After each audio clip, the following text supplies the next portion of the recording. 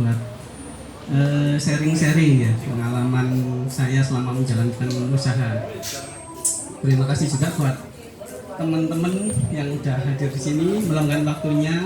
Ya moga-moga kita nanti berikan ada ilmu yang manfaat lah yang bisa diambil. Pertama-tama kenalan dulu, mungkin banyak yang belum kenal. Nama saya Andrea Yulianto. Saya jualan baju ya, jualan baju muslim. Alhamdulillah sekarang udah jalan dibantu sama 15 orang untuk yang jualan baju, kemudian mengembangkan di online yang lain sebagai dropshipper untuk barang-barang apa aja ya, barang-barang solusi, barang-barang kecantikan. Insya Allah dibantu 23 orang. Kemudian saya ada kemitraan dengan jadi saya coba ini lagi belajar untuk bisnis yang offline lah. Di kuliner saya belajar jualan, jadi mitranya Gelek. Saya ada 2 outlet, kalau mungkin ada tahu yang di Sewalan Kertos sama di Ngage. Insya Allah saya bermitra di situ. Kemudian ini juga lagi usaha nyoba bikin sentra kuliner di Buduran. Mungkin ibu siapa tadi yang di si sekolah di mana Bu? Cidakepung. Oh iya, dekat Bu, Cidakepung ya. Posisinya di Cidakepung Bu. Ya, di pojokan itu, di angkringan di sono ya. Jadi itu baru buka, saya belajar. Background saya arsitek ya, jadi saya dulu kerja di BUMN, di salah satu kontraktor BUMN di Indonesia. Jadi saya istilahnya sekarang, kalau dulu saya dari arsitek ya, dari arsitek ke kontraktor ya nggak jauh-jauh lah, masih melenceng sedikit. Kalau sekarang itu saya udah 100% murtad lah dari arsitek. Ini saya sungkan, ini ada senior saya di sini, ada Mbak Sasti, itu senior saya di arsitek ITS yang masih berjalan di jalannya yang lurus ya. Saya udah di jalannya yang nggak benar. Mungkin ini pertama saya kasih video profil untuk tim saya.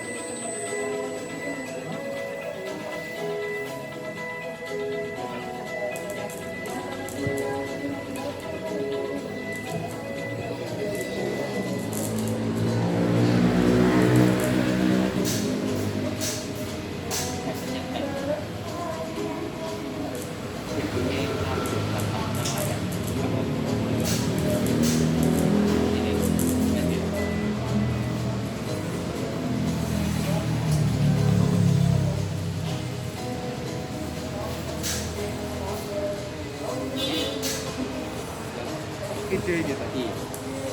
Ya hasilnya bisa dikasih aslinya.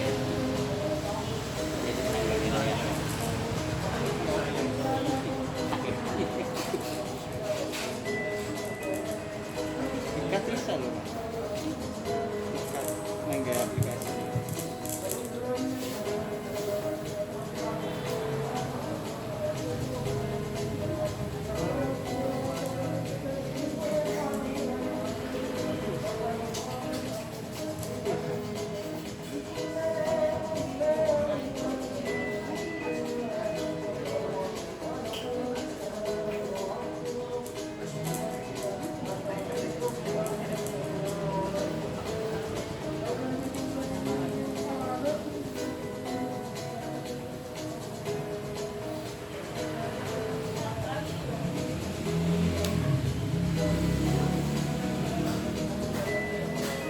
Besarkan suaranya biar suaranya kurang keras. Nah, Iya. yang sedikit. Yang ada audio.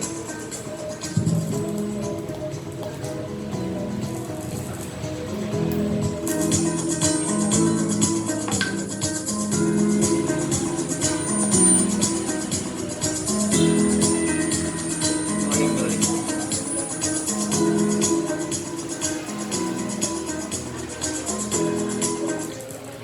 Ya, itu sedikit cuplikan keseharian di ABT.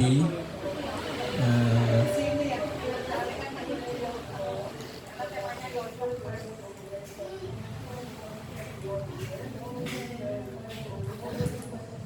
jadi itu kebetulan kiriman yang ditunjukkan ya yang pas banyak Pak. Ya, Berapa ya. itu Pak? Apa? Berapa itu Pak? Pas Sehari berapa Pak? 200-300an lah insya Allah ya. Yang di packing di situ, insya Allah 200-300an. Yang di dropship juga ya kurang lebih mungkin sama gituan ya. Ya pas rame Pak yang ditunjukkan. Ya jadi kalau pas sepi ya nggak ditunjukkan Pak. Ya mulainya dari mana? Jadi ini dulu mulainya itu dari istri saya yang mulai. Jadi waktu itu ketika saya masih kerja di BUMN, saya kan banyak keliling di Indonesia ya. Jadi proyeknya pindah-pindah terus. Kemudian saya jarang nungguin istri. Saya pulang juga mungkin 2 minggu sekali. Kadang paling lama itu 2 bulan sekali saya baru pulang. Kemudian istri saya itu apa namanya? Istri saya lulusan UNER, dia anak psikologi dan kumlot. Saya sih IP biasa-biasa aja. Dia tuh ya istilahnya pinter lah, pinter, ingin kerja. Dia pengen kerja, tapi posisinya saya kan sering keluar kota, jadi jarang pulang. Kalau istri saya harus kerja, dan nanti anak saya siapa yang nungguin gitu kan.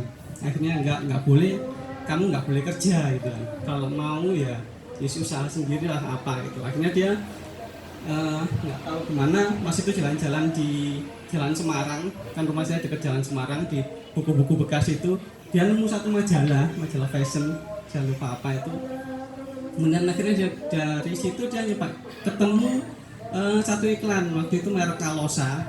Jadi ada satu iklan merek Kalosa, dari iklan itu dihubungi sama dia, cara keagenannya seperti apa. Akhirnya dimulai waktu itu syaratnya cuma beli 3 baju di awal. Jadi beli baju 3 aja udah bisa jadi agen gitu, udah bisa dropship waktu itu. Kemudian sama istri ya udah dijalanin melalui Facebook. Udah cuma di Facebook aja, setiap hari diposting aja, nggak setiap hari dapat orderan, tapi setiap hari diposting. Kemudian dari situ ya sambil saya kerja, saya bantu dikit-dikit lah. Jadi artinya saya di apa namanya, kalau dulu itu ada sebelum LX itu ada toko bagus yang kayak gitu-gitu, tak bantu dari situ bikin blog ya sebisanya itu. Kalau malam pas nggak kerja, karena di sana juga nggak ngapa-ngapain, ya akhirnya bantunya lewat situ.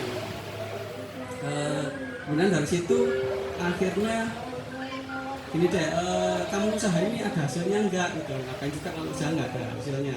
Yo kayaknya ada gitu, yo jangan kayaknya, kalau bisa dicatat.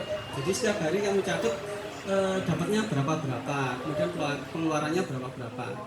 Dari situ kemudian dicatat kan mulai kelihatan, oh ternyata benar ada hasilnya sedikit.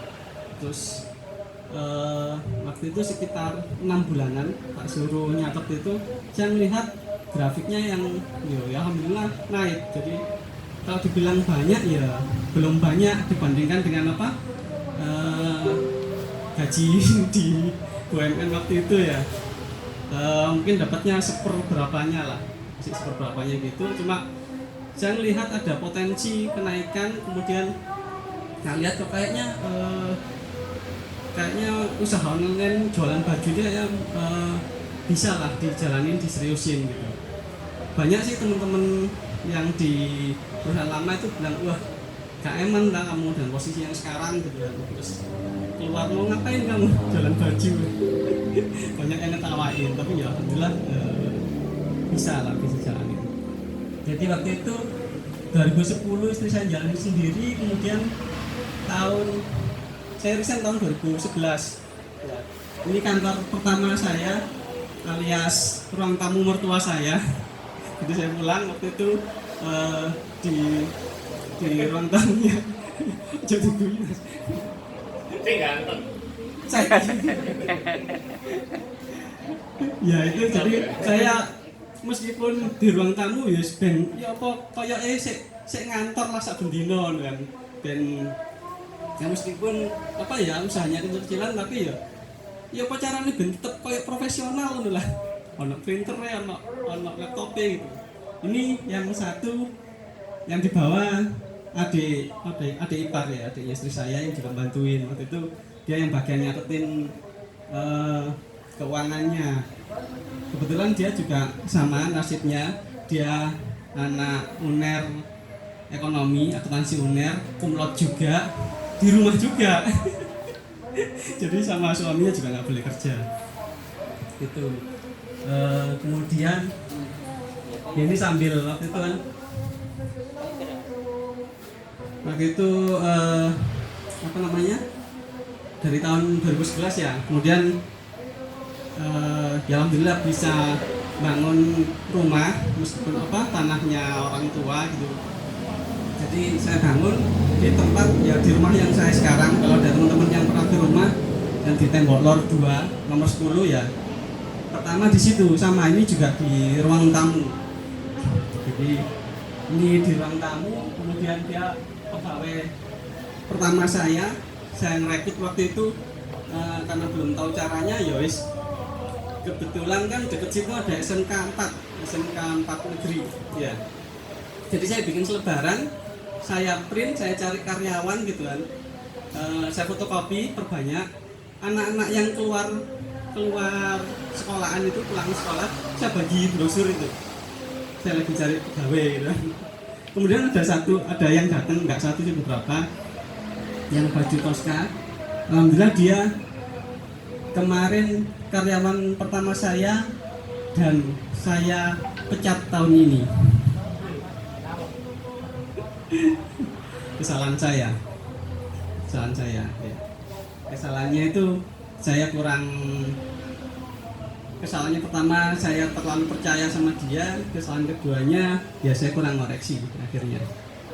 Jadi dia bertahan sampai lama, dia bagus membantu saya sampai saya kasih kepercayaan untuk megang keuangan. Jadi dulu awalnya posisi di CS, setelah di CS kemudian dia bagian ngerekap order sampai akhirnya pegang uang dan saya serahin keuangan karena saya ngira dia cukup baik, akhlaknya juga baik, insya Allah dia tahu banget apa agama gitu kan, tapi ternyata tetap nggak bisa seperti itu ya.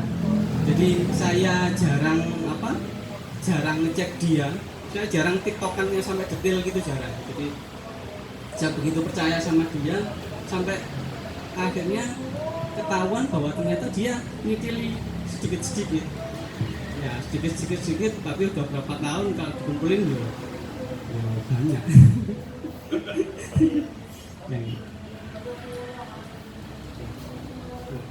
Tengahnya kira banternya yang atas itu. Ini pegawai pertama, ini pegawai kedua temennya. Ini pas diliput SBO TV waktu itu, ini diliput di Surya.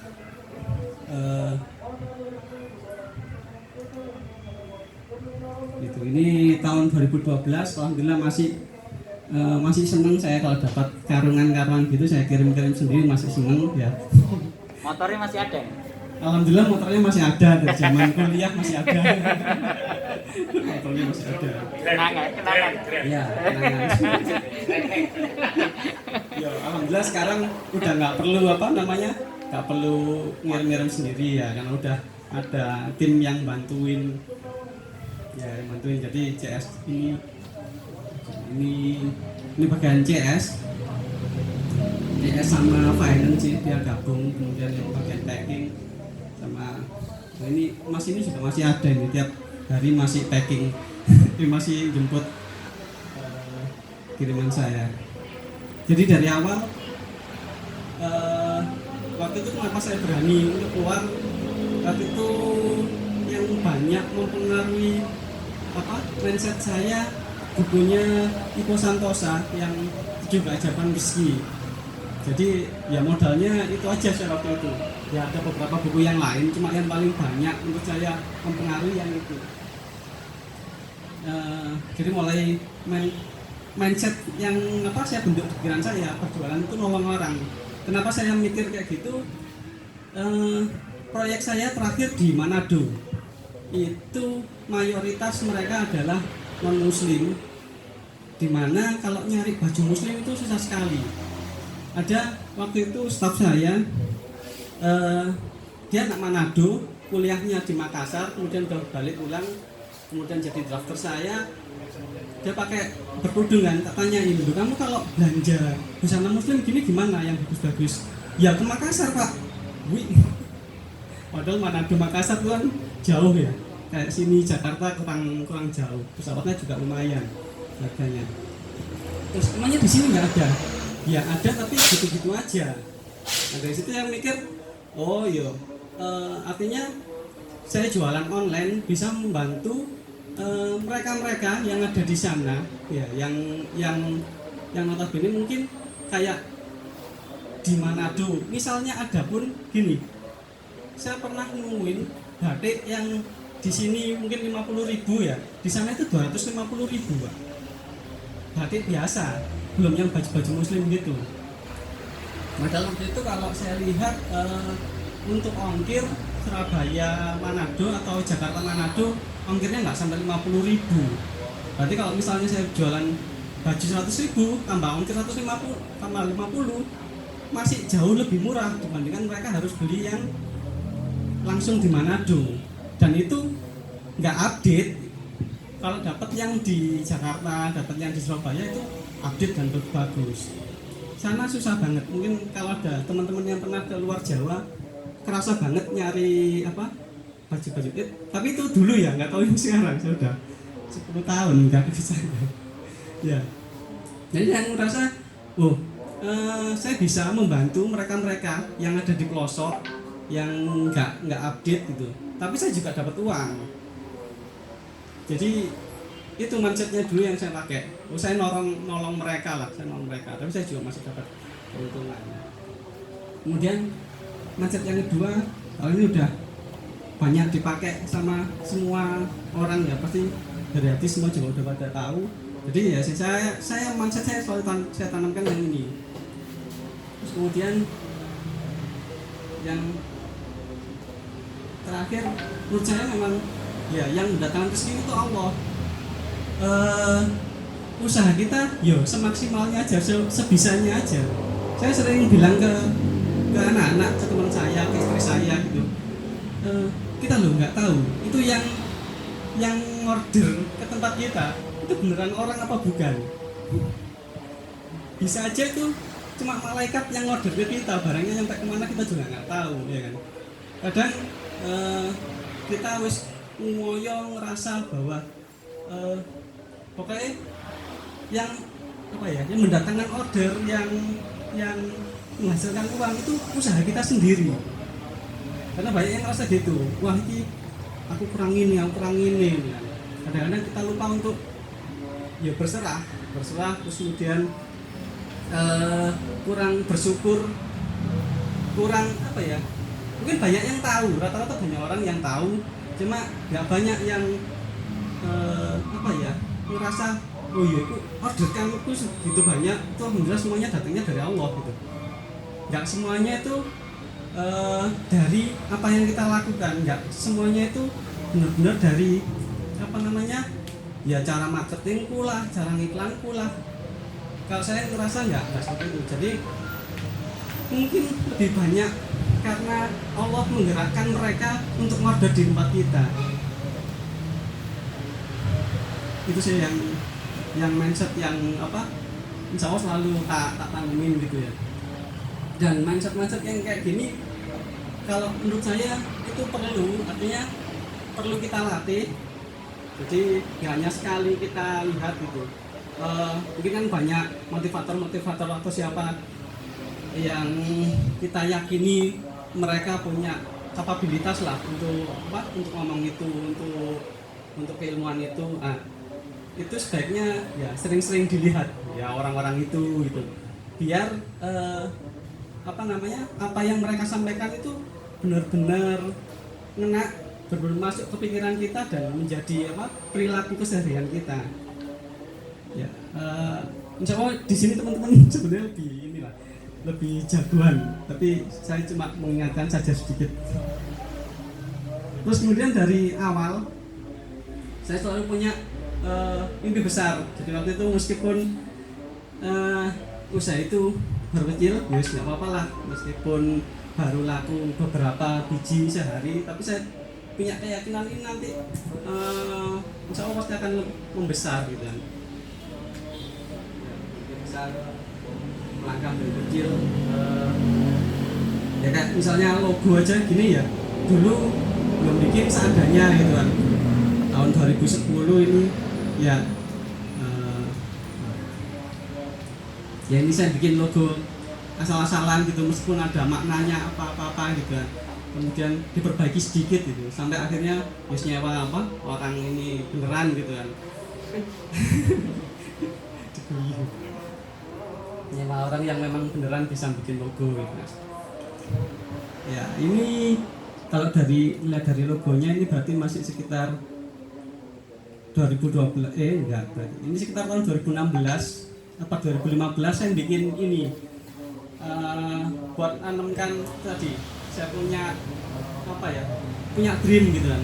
Nantinya saya ingin punya ya ruang meeting yang kayak gini gitu kan, ruang saya kerjanya kayak gini gitu. Nanti yang bagian packingnya juga tertata rapi seperti ini. Impian-impian itu yang saya pingin itu saya visualisasikan, dan ini dulu tak taruh di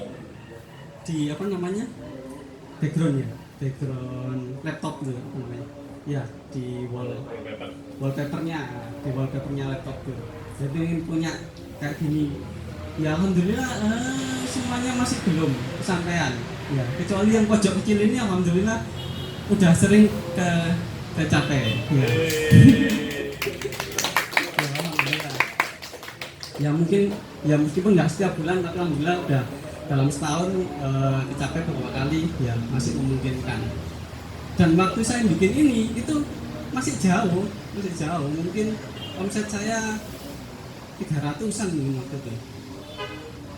Jadi masih 300-an juta mungkin per bulan, omset sekitar 2013 ya, kan 200-300 gitulah. Dan saya mikir masih ini tuh besar gitu, kayaknya agak nggak mungkin gitu kan saya capai. Cuma ya nggak apa-apa lah, uangnya dari nulis gitu kan. Dan alhamdulillah ternyata Allah ngabulin gitu kan. Jadi kita usaha ya Allah bisa aja ngasih yang segitu, dan itu loh cilik bagi Allah gitu kan. Dan kalau misalnya yang perlu kita ingat, kita perlu menyesuaikan ini. Jadi menyesuaikan kemampuan otak kita, kemampuan waktu kita, dan kemampuan gaya kita. Jadi nggak usah dipaksain. Jadi yang memungkinkan sekarang kita lakukan yang mana, yaitu yang kita lakukan terlebih dahulu. Karena banyak orang yang banyak kemampuan nggak di tiga-tiganya ini. Jadi ada yang cuma pinter kok gitu kan, cuma dia ternyata masih sibuk atau dia masih kerja gitu kan. Jadi untuk waktunya untuk mengerjakan usahanya juga masih belum maksimal, atau mungkin dia punya waktu toh, saya itu nganggur pinter ya enggak yang kayak gitu mungkin ya akhirnya tetap dimanfaatkan. Jadi kebanyakan waktunya itu dimanfaatkan untuk ya mungkin biar otaknya keupdate, ya berarti harus belajar karena kan dia punya banyak waktu, mungkin uangnya juga masih belum banyak. Kalau memang udah memungkinkan semuanya ya enak, artinya kita mau usaha apa, kita tinggal mempelajari di situ, kita ada uangnya ya udah tinggal jalan gitu kan.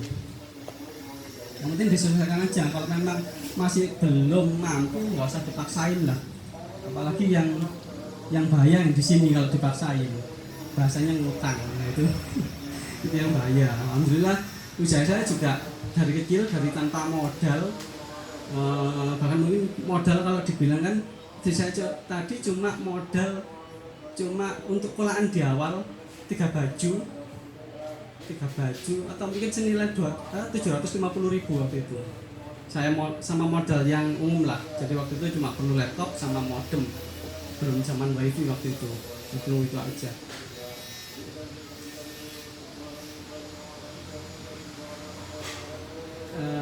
Terus ini jadi dari awal saya juga meskipun saya cuma 2 orang, 3 orang sampai 5 orang gitu kan, tapi saya ya artinya saya dapat ilmu dari perusahaannya sebelumnya, saya coba menyebarkan sebenarnya usaha saya ini flow-nya seperti apa sih, supaya bisa nanti ngatur dari flow pekerjaan itu, nanti saya bisa ngatur berapa orang yang saya perlukan.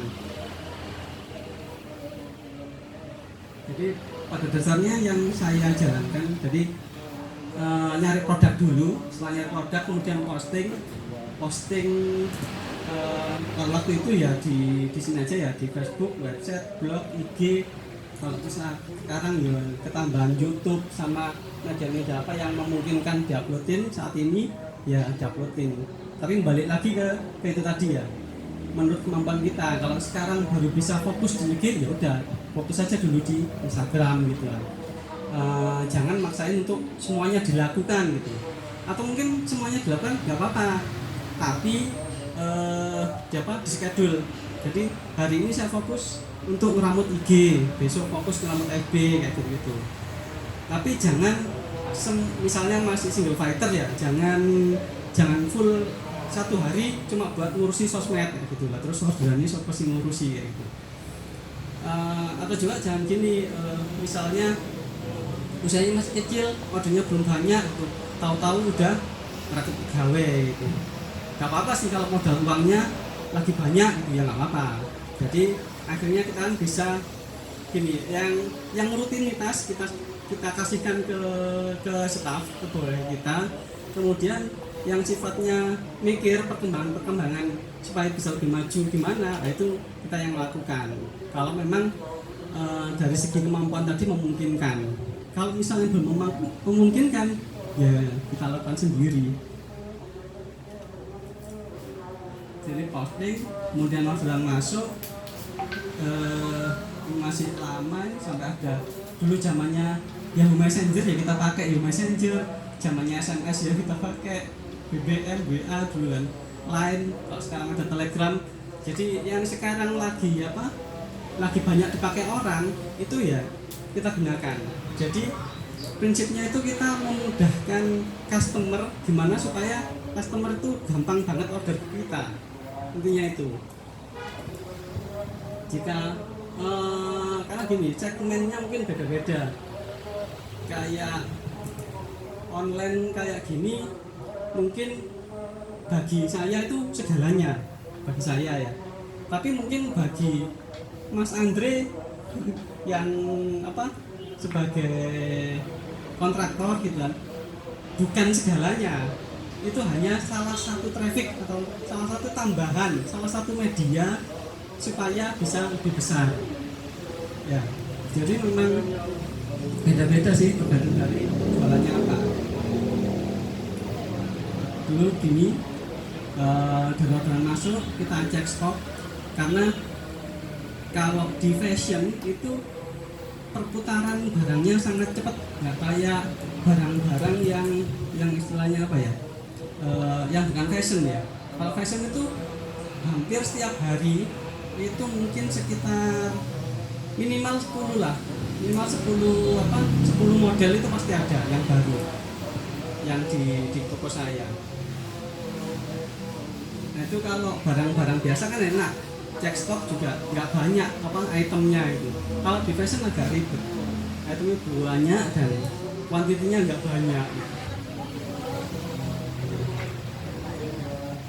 Kemudian kalau saya kan masih sampai sekarang saya juga masih jalanin 2 model. Artinya ada yang barang memang kita stop, ada yang dropship. Ya, jadi kalau dulu saya awalnya full dropship, benar-benar tanpa modal, benar-benar semua barangnya itu barang-barang yang adanya di supplier, adanya di produsen. Ya kalau memang barangnya itu barang dropship ya berarti kita minta transfer dari orangnya, kemudian konsultasi ke suppliernya, kita sudah transfer, udah barang dikirim. Kalau misalnya barangnya itu barang-barang yang ada di gudang kita, ya kita cek barangnya ada, ya udah kita minta transfer langsung barang kita kirim. Nah dari flow yang udah kita buat ini, akhirnya kita bisa memilah-milah pekerjaan-pekerjaan apa aja yang harus ada posisinya. Ya, jadi kalau ini ngikutin flow itu tadi, dan mungkin setiap usaha, setiap bisnis akan punya flow kerjaan yang beda-beda ya. Kalau di tempat saya seperti ini. Jadi pertama kita bagian produk, jadi orang-orang yang bisa produk, nyari produk sampai ngulak ya, sampai ngulak produk. Kemudian dari situ bagian kedua ya, bagian yang online marketing, yang posting itu tadi. Nah, nanti tinggal dibagi aja kan, misalnya untuk produk ini, kalau satu produk mungkin nggak perlu satu orang gitu kan. Kalau produknya ini dari 50 merek kayak gitu kan, tetap perlu banyak orang ya. Dari satu merek itu aja kadang setiap hari ada yang mengeluarkan nggak cuma satu model, bisa 1, 2, 3, ada yang puluhan model gitu. Sama ini juga gitu, posting mungkin kalau postingnya cuma satu produk, satu media ya mungkin cuma satu orang ya cukup. Tapi kalau udah ada setiap hari 50 model baru dan harus posting ke 10 media gitu ya akhirnya perlu banyak orang.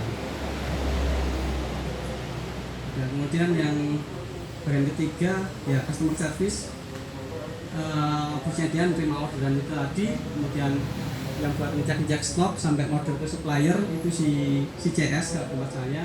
Kemudian finance bagian ngecek uangnya itu udah masuk apa belum. Kalau memang udah masuk ya dibalikan lagi ke CS, oke gitu kan, yang supplier udah boleh ngirim gitu. Atau kalau enggak ya dikembalikan lagi ke CS nya order ke gudang ya, bagian gudang kalau memang jobnya ada di sini.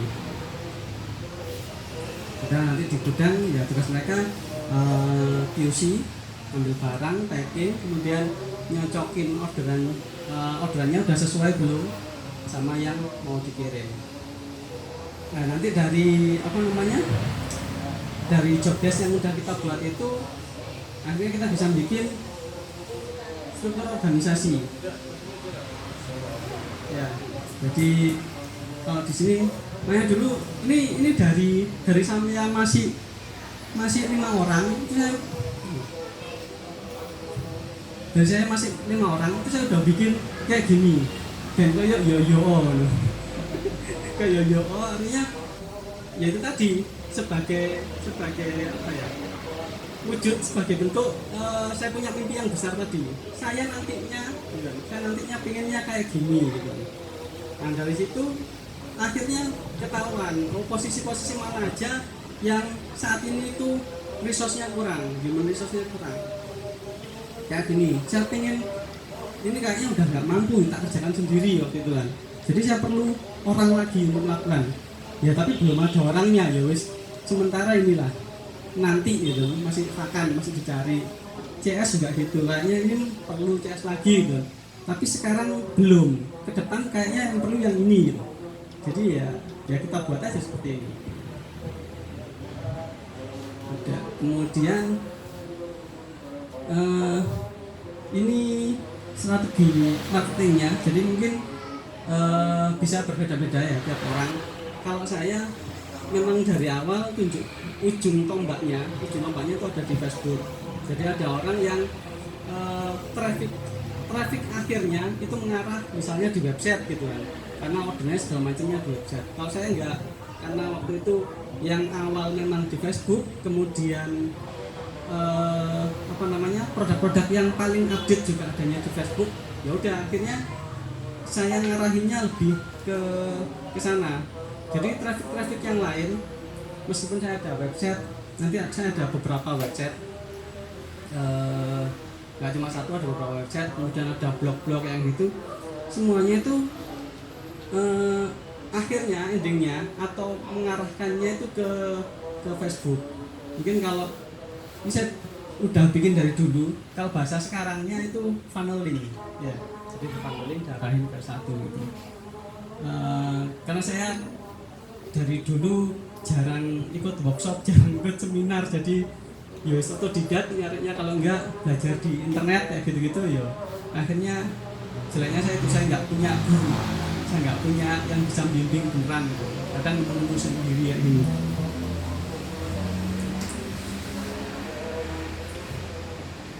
Di situ kemudian kalau gini, kalau misalnya udah punya gini, akhirnya kita bisa buat skala prioritas. Jadi kalau dulu saya masih sedikit orang gitu kan, ini yang harus setiap hari diupdate, harus pokoknya